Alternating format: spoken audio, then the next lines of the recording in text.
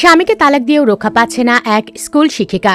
যখন সুযোগ পাচ্ছে তখনই সাবেক স্ত্রীকে নানাভাবে নির্যাতন করছে পাষণ্ড স্বামী। ঘটনাটি ঘটেছে গাইবান্ধা জেলাতে। খবর নিয়ে জানা গেছে, জেলার সাদুল্লাপুরে শারমিন সুলতানা নামে এক শিক্ষিকাকে গলা কেটে হত্যার চেষ্টার অভিযোগ উঠেছে তার সাবেক স্বামীর বিরুদ্ধে। এ ঘটনায় দায়ের করা মামলায় অভিযুক্ত আতাউর রহমানকে গ্রেফতার করেছে পুলিশ। ভুক্তভোগী শারমিন সুলতানা উপজেলার নলডাঙ্গার মৃত বজলার রহমান মণ্ডলের মেয়ে। তিনি স্থানীয় জুনিদপুর ইসলামিয়া দাখিল মাদ্রাসার শিক্ষিকা। জানা গেছে, সাদুল্লাপুর উপজেলার রসুলপুর ইউনিয়নের চকনারায়ণ গ্রামের আমজাদ আলী মণ্ডলের ছেলে আতাউর রহমানের সঙ্গে শারমিন সুলতানার বিয়ে হয়। দাম্পত্য জীবনে তাদের দুটি ছেলে সন্তান রয়েছে। এরই মধ্যে আতাউর রহমান বিভিন্ন অজুহাতে শারমিন সুলতানাকে প্রায় শারীরিক ও মানসিক নির্যাতন করে আসছিলেন। এ ধরনের নির্যাতন সহ্য করতে না পেরে 2 বছর আগে শারমিন বিবাহ বিচ্ছেদ করে। এরপর 2 সন্তান নিয়ে বাবার বাড়ির থেকে শারমিন ওই মাদ্রাসায় গিয়ে পাঠদান করে আসছেন। তার সাবেক স্বামী আতাউর রহমান প্রায় সেখানে গিয়ে শারমিনকে হুমকি ও মিথ্যা অপবাদ দিয়ে আসেন। এরই এক পর্যায়ে গতকাল দুপুরের দিকে আতাউর রহমান শিক্ষিকার মাদ্রাসায় গিয়ে তাকে অকথ্য ভাষায় গালিগালাজ করা সহ